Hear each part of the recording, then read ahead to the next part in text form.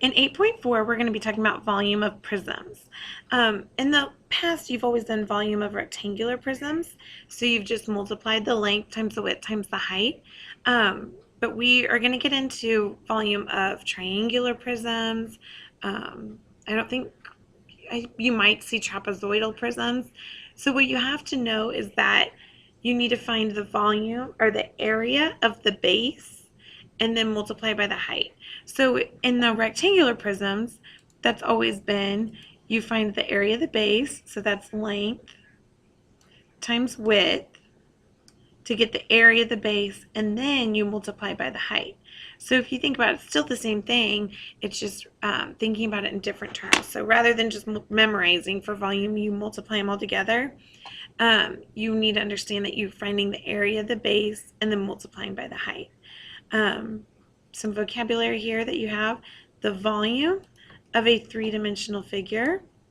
The volume of a three-dimensional figure is the measure of space it occupies. It is measured in cubic units, such as cubic centimeters or centimeters cubed or inches cubed. So when you finish a problem, you'll, instead of squaring it, you would cube it because this is volume. And on a test, that will be a part of your answers, the label, correct labeling. 1A, find the volume of the rectangular prism.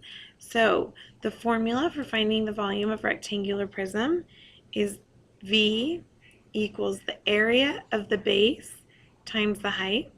And to find the area of my base, I take 5 times 4, which is 20. So I do V equals area of the base is 20, height is 3, so 20 times 3. So the volume is 60 centimeters cubed. Remember, I can, on a rectangular prism,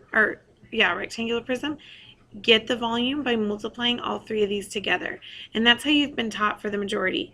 However, in the next problem you're going to see we're going to get into triangular prisms. So that's why I'm doing find the area and then multiply by the height.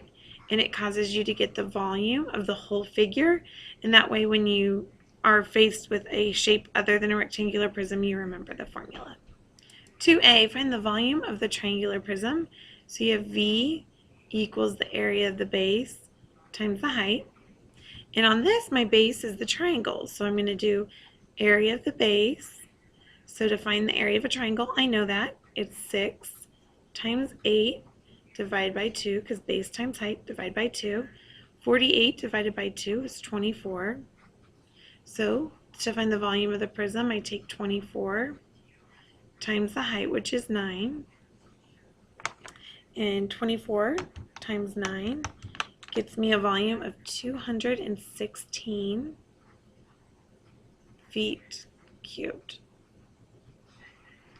So if you're making flashcards to go over and memorize your vocabulary and your formulas, which I strongly recommend because this chapter has a ton of formulas for you to remember. If you're talking about prisms, I should say volume of prisms, it's V equals capital B times H, and that capital B stands for the area of the base.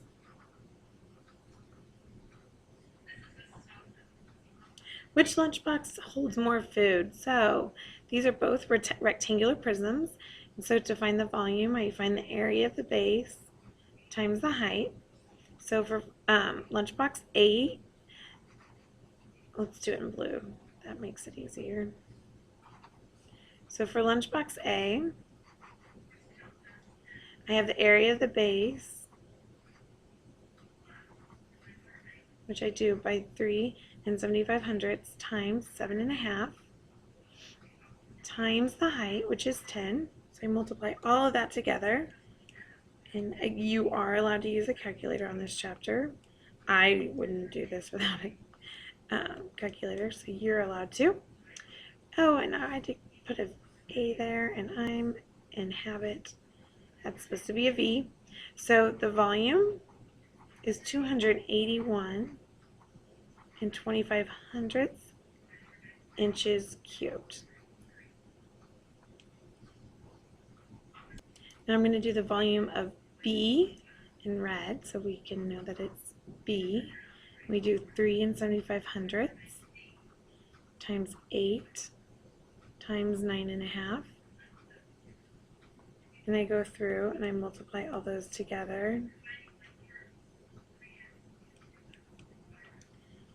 And my volume is going to be 285 inches cubed. And I circle it. And that's the one that holds more food, so that's my answer.